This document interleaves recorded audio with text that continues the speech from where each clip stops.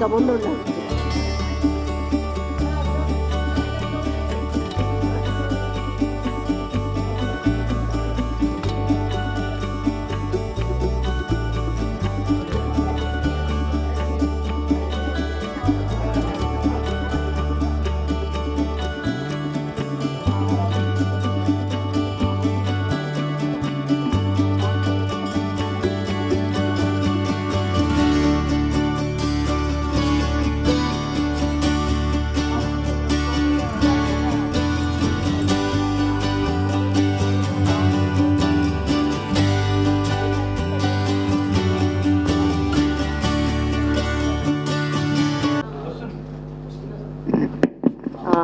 Covid members 7 members in patients ఉన్నారు. అందులో 4 members children's ఉన్నారు. సిమ్టమ్స్ ఏంటంటే జలుబు, దగ్గు, న్యూమోనియా తోటి అడ్మిట్ అవుతూ ఉన్నారు. వీళ్ళకు డౌట్ వచ్చి చెకప్కు పంపించినప్పుడు పాజిటివ్ కేసెస్ వచ్చినప్పుడు కోవిడ్ వార్డులో వాళ్ళని అడ్మిట్ చేస్తున్నారు. వాళ్ళకు అటాచ్డ్ ఉన్న వాళ్ళని కూడా టెస్ట్ చేయించి వాళ్ళకు నెగటివ్ పాజిటివ్ అనేది కూడా వీళ్ళు ఐడెంటిఫై చేసుకుంటున్నారు.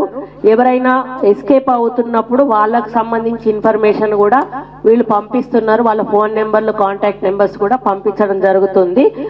ఎవరైతే వీళ్ళ ద్వారా వేరే వాళ్ళకు స్ప్రెడ్ అయిందో వాళ్ళని ఐసోలేషన్లో పెట్టి గతంలో ఏవైతే మనం మెజర్మెంట్స్ తీసుకున్నామో ఆ మెజర్మెంట్స్ తీసుకోవడం జరిగింది. ఫస్ట్ కేసు 65 ఇయర్స్ యాదమ్మ అనేట ఆమె వచ్చింది. అంటే అంత ఏజ్డ్ ఆమె వచ్చినాక కూడా వీళ్ళకి ఆక్సిజన్ పెట్టే అవసరం కానీ వెంటిలేషన్ పెట్టే అవసరం కూడా రాలేదు. కాబట్టి సెకండ్ కోవిడ్ అంతా సీరియస్గానైతే ఈ కోవిడ్ లేదు, అట్లానే మనం నిర్లక్ష్యంగా కూడా ఉండడానికి లేదు. కాబట్టి గతంలో ఏవైతే జాగ్రత్తలు తీసుకున్నామో హ్యాండ్ వాషింగ్ కానీ మనము శానిటైజేషన్ కానీ ఏదైనా కూడా వెజిటబుల్స్ కడుక్కోవడం కానీ ఇటువంటివి అన్ని చేస్తే బాగుంటుంది అనేది నా యొక్క అభిప్రాయము. అదేవిధంగా పేడియాట్రిక్ కోవిడ్ వార్డు వేరు సపరేట్ ఉంది. వీళ్ళు మామూలుగా ఫైర్ స్టేషన్ వాళ్ళు అట్లాంటి వాళ్ళు వచ్చినప్పుడు కూడా వీళ్ళు మాక్ డ్రిల్ చేపిస్తారు. పిల్లలకు కానీ ఎవరికి కానీ ఇబ్బంది కాకుండా వాళ్ళు ఇప్పటివరకు కేర్ తీసుకుంటా ఉన్నారు. ఇంకోటి ఆర్టీపీసీఆర్ రిజెంట్స్ ఎక్స్పైర్ అవుతున్నారు, వాళ్ళు లేకపోతే మళ్ళీ ప్రాబ్లం అని చెప్పి వాళ్ళు నా నోటీస్కి తీసుకొచ్చారు. అది డిఎంఈ గారితో మాట్లాడి వాళ్ళని కంటిన్యూ చేయమని కోరుతున్నారు. ఎందుకంటే వాళ్ళు టెస్టింగ్ వాళ్ళు కంపల్సరీ అవసరం ఉంటారు కాబట్టి. అయితే అదేవిధంగా ర్యాపిడ్ కిట్స్ ఏవైతే ఉన్నాయో ర్యాపిడ్ యాంటీజెన్స్ కిట్స్ అవి లేవు, మాకు సప్లై కావాలని అడుగుతున్నారు. అది కూడా డిఎంఈ గారితో మాట్లాడి ఆ కిట్స్ కూడా తెప్పించే ప్రయత్నం చేస్తామని చెప్తా ఉన్నాను. అదేవిధంగా పిఎం కేర్ సెంట్రల్ కోవిడ్కి పిఎం కేర్ దగ్గర అక్కడ చేస్తున్నారు టెస్ట్లన్నీ కూడా. ఇక్కడ నుంచి శాంపిల్స్ తీసుకుపోయి అక్కడ చేస్తున్నారు. అక్కడ నుంచి వీళ్ళకి రిపోర్ట్స్ వచ్చిన దాన్ని బట్టి వీళ్ళు ట్రీట్మెంట్ ఇవ్వడం జరుగుతుంది. ఇంకొకటి వీళ్ళకి ఇంజనీరింగ్ వ్యవస్థ లేదు అని చెప్పారు. ఏమన్నా మాకు చిన్న చిన్న ప్రాబ్లమ్స్ వచ్చినప్పుడు మేము వెంటనే ఏమన్నా డెసిషన్ తీసుకోవాలంటే మాకు గైడ్ చేసే వాళ్ళు లేరు అని చెప్పారు. అది డిఎంఈ గారికి ఒక ప్రపోజల్ పెట్టి అవుట్ సోర్సింగ్ నుంచి ఒక ఎంప్లాయీని అట్లనే ఇక్కడ నిట్లో పెట్టారు అంటున్నారు. ఎలక్ట్రిక్ సివిల్ ఇంజనీర్స్ని అవుట్ సోర్సింగ్లో పెట్టుకోవడానికి డిఎంఈ గారి పర్మిషన్ కోసము ప్రపోజల్ పెట్టమని చెప్పడం జరిగింది. అదేవిధంగా ఒకటి డీజిల్ ప్రాబ్లం ఒకటి చెప్పారు. డీజిల్ మనకు సప్లై ప్రాబ్లం అవుతుంది. వీళ్ళకి ఏంటంటే దాదాపు 1000 లీటర్లకు సంబంధించినటువంటి పెద్ద జనరేటర్ ఉంది. దానికి వీళ్ళకు ప్రావిజన్ లేదు డీజిల్ పోసుకోవడానికి. దాదాపు 700 లీటర్లు నెలకి కూడా అవసరం పడుతుంది అనేటువంటి మాట చెప్పారు. ఇది నేను కలెక్టర్ గారితో డిస్కస్ చేసి మామూలుగా కార్పొరేషన్ సిఆర్ఎస్ అని ఉంటుంది, కార్పొరేషన్ రెస్పాన్సిబిలిటీ అదని, దాంట్లోంచి పెట్టించే ప్రయత్నం నేను చేస్తాను. లేదు అంటే డిఎంఈ గారితో మాట్లాడి ఆల్టర్నేటివ్ సోర్స్ ఏంటా అని చెప్పి అడిగి వారికి ఇబ్బంది కలగకుండా, ఎందుకంటే జనరేటర్ అనేది కంపల్సరీగా ఉండాల్సిన అవసరం ఉందని దాని మీద కూడా ఇంట్రెస్ట్ చూపించాలని చెప్పి వారిని ఆ ప్రపోజల్ కూడా పెట్టమని చెప్పాను. షాప్స్ చాలా కాలంగా ఇక్కడ షాప్స్ దాదాపు 20 షాప్స్ లోపల నడుస్తూ ఉన్నాయి. వాళ్ళు రెంట్ పే చేయడం లేదు, విచ్చలవిడిగా వాళ్ళైతే డబ్బులు సంపాదించుకుంటా ఉన్నారు. ఏదైతే ఇన్కమ్ సోర్స్ ఎంజిఎంకి రావాల్సింది ఉందో దాంట్లోంచి రావాలి, అది లేక కూడా వీళ్ళకు కొంత ఇబ్బంది అవుతుంది. వాళ్ళందరికీ కూడా లీగల్ సెల్ ద్వారా కలెక్టర్ గారు లీగల్ సెల్ ద్వారా నోటీసులు ఇవ్వమని చెప్పడం జరిగింది. ఆ నోటీసులు ఇచ్చి టైం బౌండ్ పెట్టి ఏదైతే వాళ్ళ ఎరియర్స్ ఉన్నాయో పాత బాకీలతో సహా మొత్తం కడితేనే వాళ్ళు ఉంటారు. లేని పక్షంలో వాళ్ళని నిర్మోహమాటంగా పోలీస్ వాళ్ళని పెట్టి ఆ షాపులు ఖాళీ చేయించడం జరుగుతుంది, చేయించాలని కూడా ఆదేశించడం జరిగింది. ఇంకొకటి, అవుట్ ఆఫ్ ద వే కొన్ని షాప్స్ కూడా పెట్టుకున్నారు అని మా నోటీస్కి వచ్చింది. అవుట్ ఆఫ్ ద వే వచ్చినవి కూడా మనం రెగ్యులరైజ్ చేసేది లేదు, వాటిని కూడా డిస్మేటల్ చేయమని చెప్పేసి వాళ్ళకి నోటీసులు ఇచ్చి వాళ్ళు ఖాళీ చేస్తే పర్లేదు, లేదు అంటే డిస్మేటల్ చేయమని చెప్పడం జరిగింది. అదేవిధంగా వర్క్ల విషయానికి వచ్చినప్పుడు టిఎస్ఎండిసి ద్వారా 103 లక్షల పని ఒకటి నడుస్తూ ఉంది, అగ్రిమెంట్ అయింది. అయితే అది ఏమంటే ఆయన చాలా చోట్ల ఆయన పనిచేయడం వలన ఇక్కడ మన దగ్గర ఉన్న పని కేవలం 12 లక్షలు మాత్రమే పనిచేశాడు 103 లక్షలకి. వెంటనే ఆయనకు నోటీస్ ఇచ్చి టెండర్ క్యాన్సిల్ చేసి కొత్త టెండర్ పిలువమని చెప్పడం జరిగింది. ఇక్కడ ఫైర్ ఫైటింగ్ అనేది లేకపోవడం వల్ల వీళ్ళకి ఇబ్బంది అవుతుంది అని చెప్పారు. దానికి 108 lakhs ఒక యూనిట్, ఇంకొకటి 71 lakhs ఒక యూనిట్గా పెట్టి 2 ఏజెన్సీలను పిలవడం జరిగింది. ఆ 2 ఏజెన్సీలు కూడా చేస్తూ ఉంటే ఒక ఏజెన్సీ 71 లక్షల పని చేస్తే ఒక్క రూపాయి కూడా గవర్నమెంట్ నుంచి రాకపోవడం వల్ల వాళ్ళు మిగతా పని చేయకుండా ఆపేయడం జరిగింది. ఇంకొకటి 35 lakhs పని ఇంకొకటి సెకండ్ వాళ్ళు ఉన్నారు, వాళ్ళ సెకండ్ వాళ్ళు కంప్లీట్ చేశారు. వాళ్ళ బిల్ కూడా గత గవర్నమెంట్ పే చేయలేదు, పెండింగ్ లో ఉంది. అంటే నేను ఫైనాన్షియల్ గా చెప్తా ఉన్నా, గత ప్రభుత్వాలు బిల్స్ పెండింగ్ ఉండడం వల్ల కూడా కొంతమంది పని చేయకుండా ఆగిపోయారు. అట్లీస్ట్ ఒక 35 lakhs ఆయన పని చేశాడు, పాపం ఫైర్ కి సంబంధించిన పని చేశాడు. అది బిల్ పెండింగ్ ఉంది, ట్రయల్ కూడా ఉంది. దాన్ని వాళ్ళు చేస్తే, ఓపెనింగ్ చేస్తే గానీ అది యూజ్ లోకి వస్తుంది. ఒకసారి యూజ్ చేసినాక బిల్స్ అనేటివి రావు, కాంట్రాక్టర్స్ అందుకే భయపడతారంట, బట్ వాళ్ళు ఓపెనింగ్ చేయడానికి ఒప్పుకోరు. కాబట్టి ఈ 35 lakhs ఇప్పుడు నేను అదే వీళ్ళకి ఒకటే జనరల్ ఇన్ఫర్మేషన్ ఇవ్వడం జరిగింది, ఏంటంటే ఫైనాన్స్ పెండింగ్ ఏమున్నాయి రిలీజ్ కు అవి నాకు ఇవ్వమని చెప్పాను. ప్రపోజల్ వర్క్స్ పెండింగ్ ఏమున్నాయి అవి నాకు ఇవ్వమని చెప్పాను. అటెండెన్స్ కోసం ఒక షెడ్ ఒకటి చాలా రోజుల నుంచి ఉండి, అయితే 14 థియేటర్లలో గ్రౌండ్ ఫ్లోర్ లో ఉన్నటువంటి 3 ఆపరేషన్ థియేటర్లు యూస్లెస్ గా ఉన్నాయి, అంటే యూజ్ చేసుకోవడానికి అనుకూలంగా లేవు. అట్లా కొంచెం ఫంగస్ వచ్చి నిమ్మొచ్చి అట్లా ప్రాబ్లం ఉంటుందని చెప్పారు. నేనేమన్నా అంటే 3 క్లోజ్ అయి ఉన్నాయని చెప్పారు. ఆ 3టిని కూడా ఓపెన్ చేసి అది మామూలుగా ఏమన్నా మనం రిపేర్ చేయగలిగితే చేసి అది అటెండెంట్ షెడ్స్ లాగా వాడి దానికి టాయిలెట్ ఫెసిలిటీ కల్పించి అక్కడ స్కావెంజర్ని ఒకరిని పెట్టి అక్కడ హౌస్ కీపింగ్ వాళ్ళని ఒకటి పెట్టి ఎప్పుడు కూడా అది శుభ్రంగా మెయింటైన్ చేసే విధంగా చర్యలు తీసుకోమని చెప్పి సూపరింటెండెంట్ గారికి చెప్పడం జరిగింది. ఇంకోటి ఇది పిఎంఓ పేమెంట్ ఏమో అన్నారు.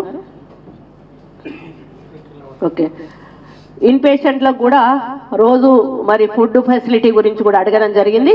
వాళ్ళు ఏ రోజు ఎంతమందికి ఫుడ్ ఇస్తున్నారో దాన్ని మేము రిజిస్టర్ చేసి రికార్డ్ చేసి దాని ప్రకారంగా వాళ్ళకి బిల్ ఇస్తామని చెప్పి సూపరింటెండెంట్ గారు చెప్పడం జరిగింది. వాటర్ సప్లై గురించి కూడా డిస్కస్ చేయడం జరిగింది. వీళ్ళు ఆర్ఓ ప్లాంట్స్ ఉన్నాయి, ఆర్ఓ ప్లాంట్స్ ద్వారా వాటర్ ఇస్తామని అంటున్నారు. కొన్ని ఏదైతే ఎన్ఐసియు ఎంఐసియు ఇట్లాంటివి ఉంటాయో, నియోనాటల్ కేరింగ్ కానీ ఐసియు కానీ అటువంటి చోట్ల దాన్ని ఏమంటే వాటర్ ఫిల్టర్స్ ఉంటాయి కదా గోడ, అట్లాంటివి పెట్టమని అన్నాను. వాళ్ళు బయటికి వెళ్ళి తెచ్చుకోలేరు కాబట్టి అవి మనకు ఇవి కూడా ఇవి సోషల్ ఆర్గనైజేషన్ అంటే ఈ కార్పొరేషన్ సిఎస్ఆర్ నుంచే తీసుకోమని చెప్పడం జరిగింది. అదేవిధంగా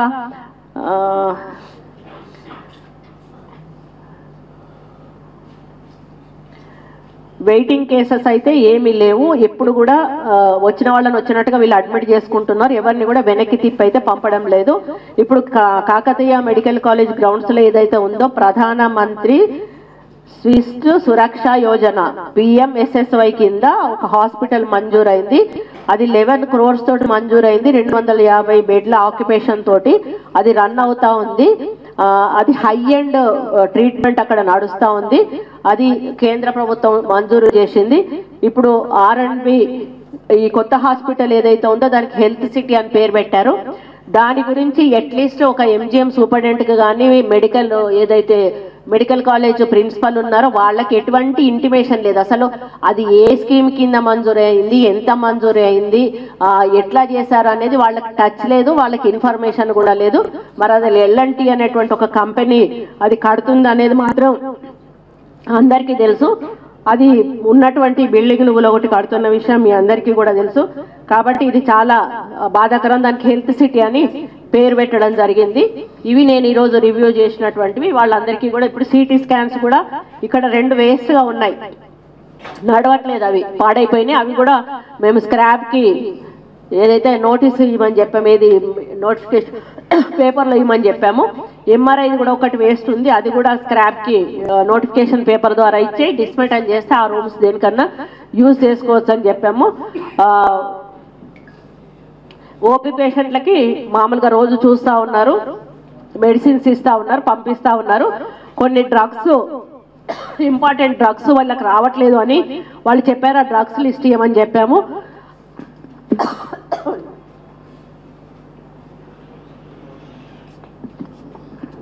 ఆ డ్రగ్స్ లిస్ట్ ఇస్తే స్టేట్ గవర్నమెంట్కి సెంట్రల్ గవర్నమెంట్కి కూడా ప్రతిపాదనలు పంపిస్తాము. ఎందుకంటే గవర్నమెంట్ హాస్పిటల్లో అడ్మిట్ అయిన ఏ పేషెంట్ కూడా బయట మెడిసిన్స్ కొనుక్కోకుండా ట్రీట్మెంట్ ఇవ్వాల్సిన బాధ్యత మా మీద ఉంది అని చెప్పి తెలియజేస్తూ వాళ్ళకి ఆదేశాలు కూడా ఇవ్వడం జరిగింది. ఇంకా మెయిన్ అసలు నేను వచ్చిన విషయము కొన్ని మీడియాలో చూసా, మొన్న ఆక్సిజన్ సప్లై లేకుండా ఇబ్బంది పడ్డ విషయం వచ్చి దాని మీద మేము రివ్యూ చేసినప్పుడు సూపరింటెండెంట్ గారు చాలా డీటెయిల్డ్గా నాకు ఇన్ఫర్మేషన్ కూడా చెప్పడం జరిగింది. అది ఏదైతే ఉందో power interruption AMC and IMC due to కోతులు ఎగరడం వల్ల 2 వైర్లు తాకడం వలన అది పవర్ సప్లై ఆగిపోయి మొత్తం వైర్ పాడైపోయి 29th రోజు 10 PM 10 PMకి ఒకసారి ఇంటరప్షన్ వచ్చింది.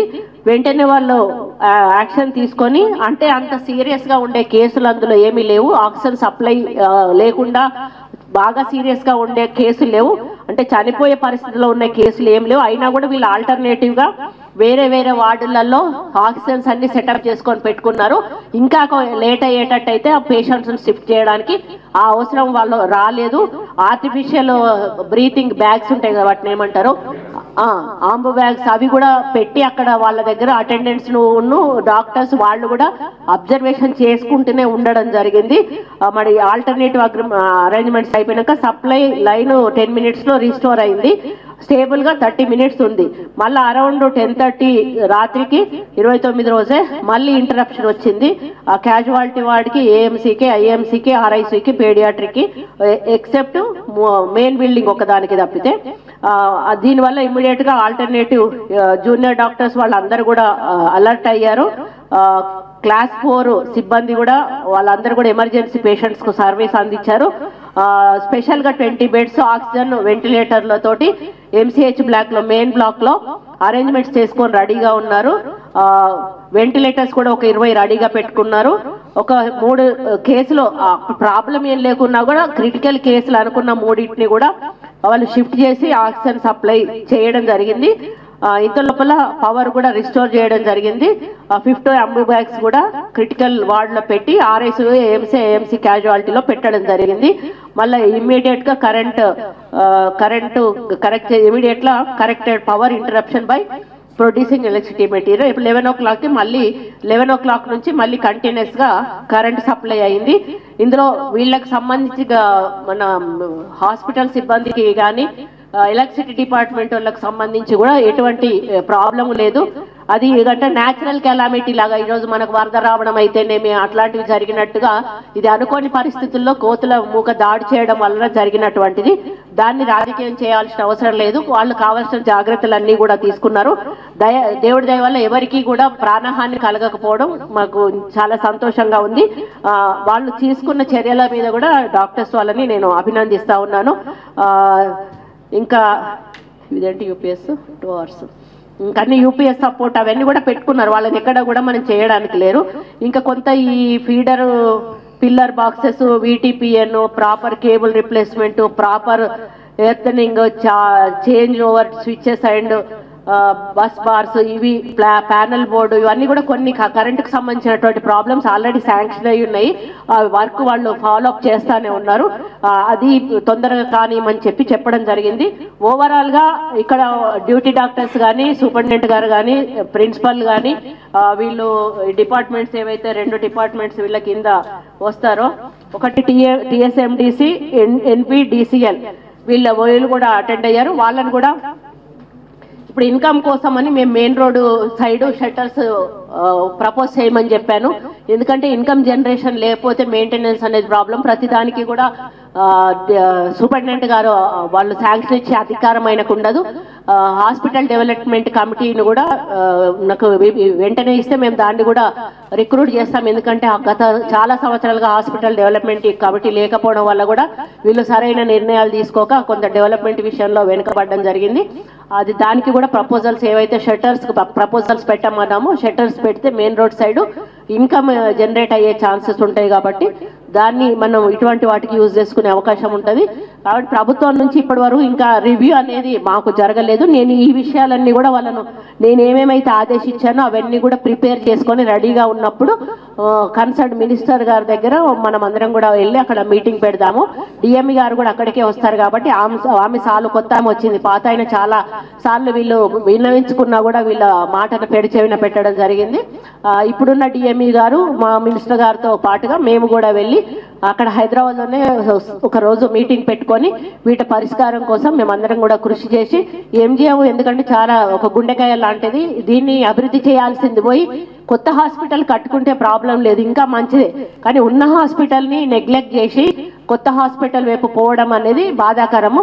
ఈ ఉన్న హాస్పిటల్లో అన్ని ఫెసిలిటీస్ కూడా గత గవర్నమెంట్ కల్పించి ఉండుంటే బాగుండేది.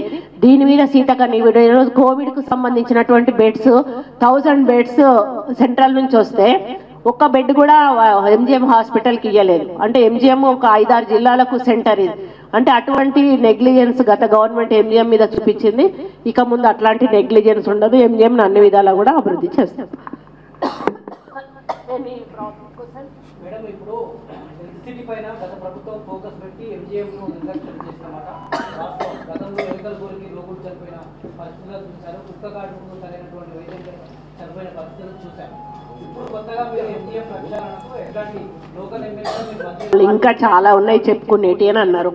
నేను వినే వరకు నేను శాంక్షన్ చేసే శాఖ నాది కాదు. అందుకని కన్సర్న్డ్ మినిస్టర్ దగ్గర కన్సర్న్డ్ అధికారులతోటి మేము మీటింగ్ పెట్టినప్పుడే వాటికి ఒక సొల్యూషన్ దొరుకుతుంది. అందుకని హైదరాబాద్లో మీటింగ్ పెడదామన్నాం. నెక్స్ట్ బడ్జెట్ ఇయర్ లోపల కూడా మనకి ఏమేమి ప్రపోజల్స్ కావాలనేది కూడా వీళ్ళని అడుగుతారు. అడిగినప్పుడు ఏమంటారు దాన్ని బడ్జెట్ ప్రావిజన్ అంటారు. బడ్జెట్ ప్రావిజన్లో మనకి ఏం కావాలో అనేది కూడా పెట్టమని చెప్పాము. నెక్స్ట్ బడ్జెట్లో ఆ అమౌంట్ వచ్చినట్టయితే మనం ఇంకా అభివృద్ధి చేసుకోవచ్చు. అది కన్సర్న్ మినిస్టర్ గారు డెసిషన్ తీసుకుంటారు.